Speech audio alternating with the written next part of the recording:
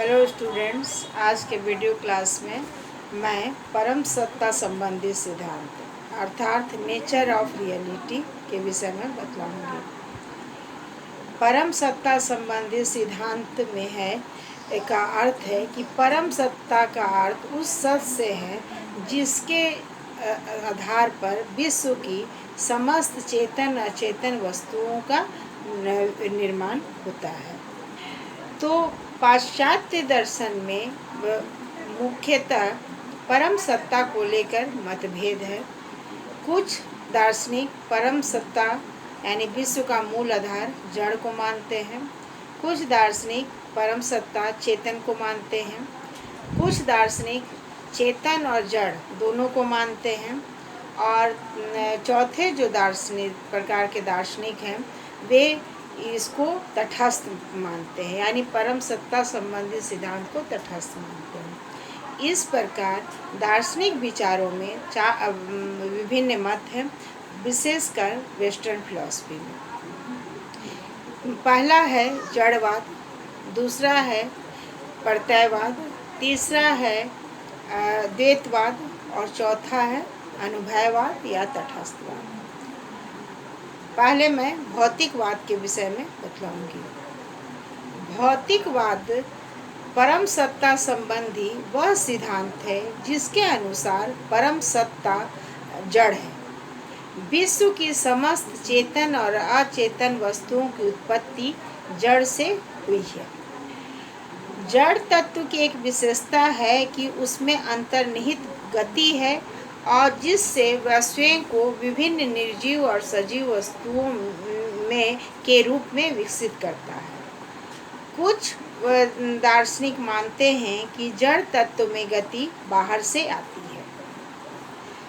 गति चाहे जहाँ से भी आए, लेकिन जड़ तत्व में गति आने पर वो अपने को जीवन के रूप में विकसित करती है। जीवन चेतना के रूप में, चेतना आत्म चेतना के रूप में। इस प्रकार चेतन, जीवन और अचेतन का भी आधार जड़ तत्व है। वस्तुतः भौतिकवादी जो है वह जड़ को निष्क्रिय नहीं बल्कि सक्रिय मानते हैं और इसीलिए किसी तत्व में गति लाने के लिए बाहर के किसी सत्ता की आवश्यकता नहीं होती है। लेकिन कुछ दार्शनिक ये भी मानते हैं कि जड़ में गति बाह्य सत्ता का परिणाम है और उनका सिद्धांत अनुचित है। जड़ तत्व में निहित गति के कारण वह अपना विस्तार करता है, फैलाव करता है, अर्थात उसमें विस्तार का गुण है। और जब जड़ तत्व में विस्तार है तो वह जगह छेकेगा यानी स्पेस लेगा, अर्थात जड़ तत्व दिक् से बाहर नहीं होता है। जड़ तत्व का विकास किसी समय में होता है, अर्थात किसी काल में होता है, इसलिए जड़ तत्व में काल भी होता है। अतः जड़ तत्व काल से घिरा होता है। या हम कहें कि जड़ तत्व का विकास का आरंभ और अंत दोनों होता है। इसलिए विश्व का आविर्भाव अनादि और अनंत नहीं है, परंतु जड़ तत्व जो स्वयं है वह नित्य होता है, उसका आदि अंत नहीं होता है, वह चिरंतन सत्ता है। चिरंतर सत्ता कहने का मतलब है कि हमेशा रहने वाला है। जड़ तत्व अनुरूप है। अनुरूप यानी संसार की सभी वस्तुएं खंडित होती हैं और उनका खंडन करते करते अंत में एक ऐसा अवस्था आता है, इतना वो सूक्ष्म होता है जिसका खंडन संभव नहीं है और उसी को हम अणु कहते हैं। अतः अणु ही जड़ तत्व का वास्तविक स्वरूप है। ग्रीक दार्शनिक में डेमोक्रिटस ने स्वीकार किया है कि विश्व की रचना पृथ्वी, जल, वायु और अग्नि के तत्वों से के परमाणुओं से बना है। जब विश्व का विनाश होता है तो ये सभी एक दूसरे से स्वतंत्र होकर अपने वास्तविक स्वरूप में आते हैं। एमरडलक्स ने पृथ्वी, जल, अग्नि और वायु को परम सत्ता माना है। उसी प्रकार से भारतीय दार्शनिक में चारवाक ने भी विश्व का निर्माण 4 तत्वों से माना है, पृथ्वी, जल, अग्नि और वायु। तो इस प्रकार ग्रीक दार्शनिक में भौतिकवाद की स्थापना देखने को मिलती है। आधुनिक दर्शन में भौतिकवाद के समर्थक मार्क्स, हेगल, हॉब्स इत्यादि हैं। हॉब्स पूर्ण भौतिकवादी नहीं है, क्योंकि उन्होंने जड़ तत्वों के साथ साथ ईश्वरवाद को भी स्वीकार किया है, यानी ईश्वर की सत्ता को भी स्वीकार किया है। और भौतिकवाद और ईश्वर दोनों साथ साथ नहीं हो सकते। भौतिकवाद का आधुनिक स्वरूप का आधार परमाणुवाद है और विकासवाद है। परमाणुवाद के अनुसार जड़ तत्व परमाणु है और विकासवाद के अनुसार जड़ तत्व विकसित होते होते जीवन, चेतना और आत्मचेतना के रूप में विकसित होती है। मार्क्स ने द्वंद्वात्मक विकासवाद को स्वीकार किया है। द्वंद्वात्मक विकासवाद के अनुसार जड़ तत्व के विकास में किसी के एक स्तर पर परिणाम और गुण से परिणाम जो है सो गुण में परिणत हो जाता है और परिणत हो जाता है, जिसके कारण जड़ तत्व में नए गुण, जीवन और चेतना उत्पत्ति होती है और इसे गुणात्मक परिवर्तन का नियम कहते हैं। जीवन और चेतना गुणात्मक रूप में जड़ तत्व से भिन्न है।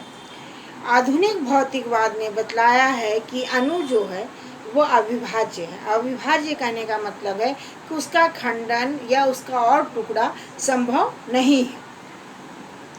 अणु के विभाजन करने से दो विपरीत स्वभाव वाले विद्युत शक्तियाँ उत्पन्न होती हैं। इन्हें इलेक्ट्रॉन और प्रोटॉन कहते हैं। प्रोटॉन का विभाजन और भी दो सूक्ष्म तत्व में ऊर्जाओं में किया गया है, जिसे न्यूट्रॉन और पॉजिट्रॉन कहते हैं। इस तरह इन ऊर्जाओं के सूक्ष्मतम रूप की बात की गई है और अंततः विद्युत तरंग को जड़ तत्व ने स्वीकार किया है और वास्तव में सभी विद्युत ऊर्जाएं विद्युत तरंग हैं। भौतिकवाद के अनुसार इन विद्युत तरंगों से समस्त विश्व की वस्तुएं जो उत्पन्न होती है और विनष्ट होने पर विद्युत तरंग जो है होने पर ये विद्युत तरंग के रूप में आ जाती है। तात्पर्य यह है कि कोई भी वस्तु निश्चित और ठोस नहीं है, सभी वस्तुएं मूलतः विद्युत तरंग हैं और इसलिए यह प्रवाह है और विद्युत प्रवाह होने के कारण यह परिवर्तनशील भी है। उसके बाद है कि ये जो जड़ तत्व किसी प्रयोजन के बिना यानी बिना किसी उद्देश्य के निरंतर वस्तुओं को उत्पन्न करती है और वस्तुओं को उत्पन्न करती है और वस्तुओं का विनाश भी होता है। अतः विश्व की रचना और संहार का कोई उद्देश्य नहीं है।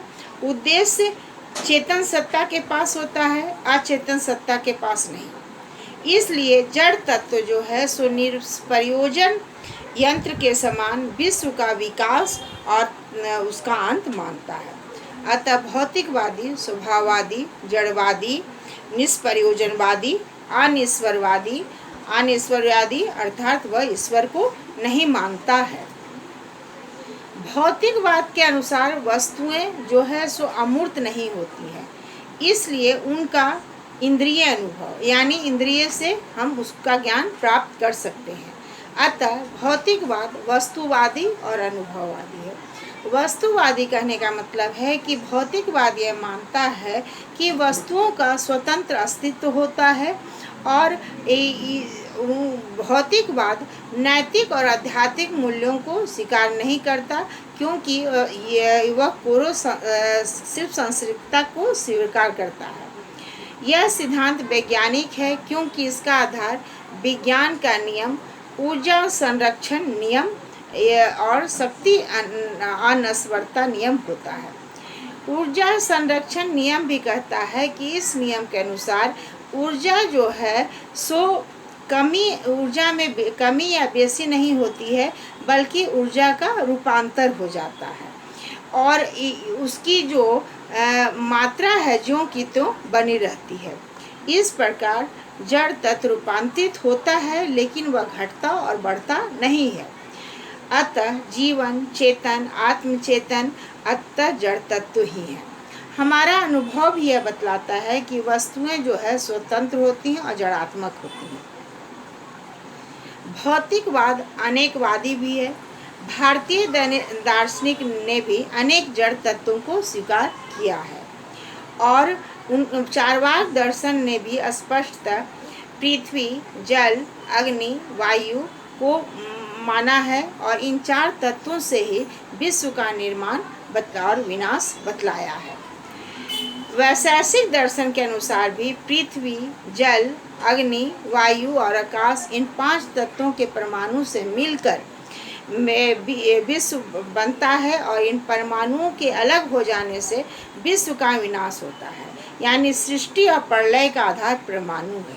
लेकिन वैशेषिक दर्शन ने इन परमाणुओं के साथ साथ ईश्वर की भी सत्ता को स्वीकार कर लिया है।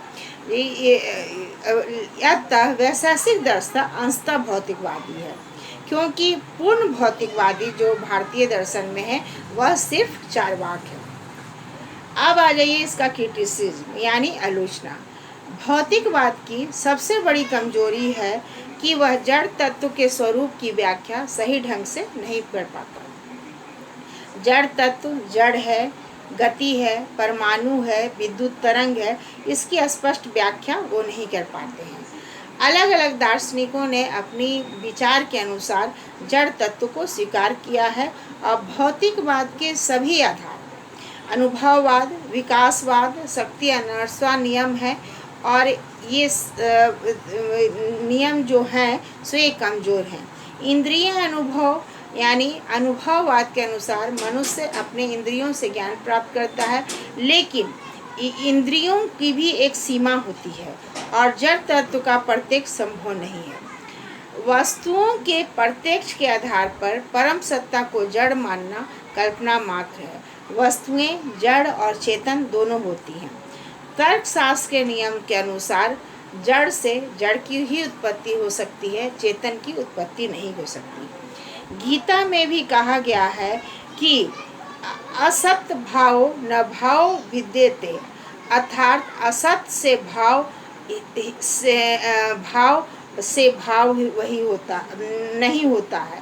इसलिए भौतिकवादी जो है सो एकांगी सिद्धांत है। एकांगी माने एक पक्ष को महत्व देता है, दूसरे पक्ष को नहीं।